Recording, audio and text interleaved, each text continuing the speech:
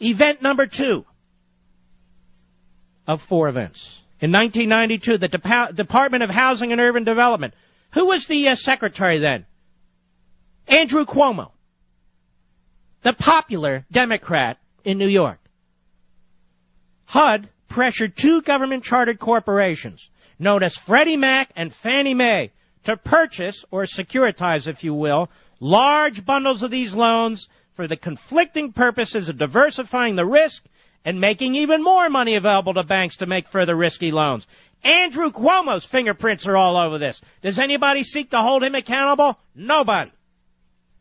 Congress also passed the Federal Housing Enterprises Financial Safety and Soundness Act, eventually mandating that these companies buy, that is, Fannie Mae and Freddie Mac, 45% of all loans from people of low and moderate incomes.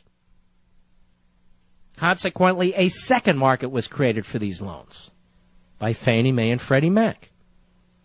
And in 1995, the Treasury Department established the Community Development Financial Institutions Fund, which provided banks with the tax dollars, your money, to encourage even more risky loans. Gee, does this sound like an unfettered free market to you?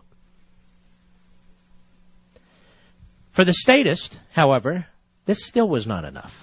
Top congressional Democrats, including Representative Barney Frank, Senator Chris Dodd, and yes, Senator Charles Schumer, among others, repeatedly ignored warnings of pending disaster, insisting that they were overstated, and opposed efforts to force Freddie Mac and Fannie Mae to comply with the usual business and oversight practices, say like SEC reporting.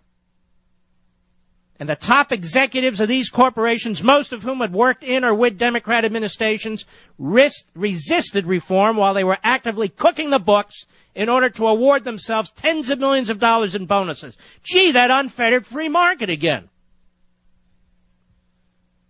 Event number 3, and I may have to take a break and come back to the rest of it. But history is crucial. A byproduct of this government intervention in social engineering was a financial instrument called the derivative, which turned the subprime mortgage market into a ticking time bomb that would magnify the housing bust by orders of magnitude. A derivative is, in essence, a contract where one party sells the risk associated with the mortgage to another party in exchange for payments to that company based on the value of the mortgage. In other words, it's a bet. It's a bet that the mortgage will last or will go under. You bet on one side or another. In some cases, investors who did not even make the loans would bet on whether the loans would be subject to default. Although imprecise, perhaps derivatives in this context can best be understood as a form of insurance. Now, derivatives allowed commercial and investment banks, individual companies, and private investors to further spread and ultimately multiply the risk associated with these mortgages. Certain financial and insurance institutions invested heavily in derivatives, such as American International Group, or AIG. You might say, hey, what are they doing? What do you mean, what are they doing? These mortgages are the creation directly of federal liberal policy. Event number 4.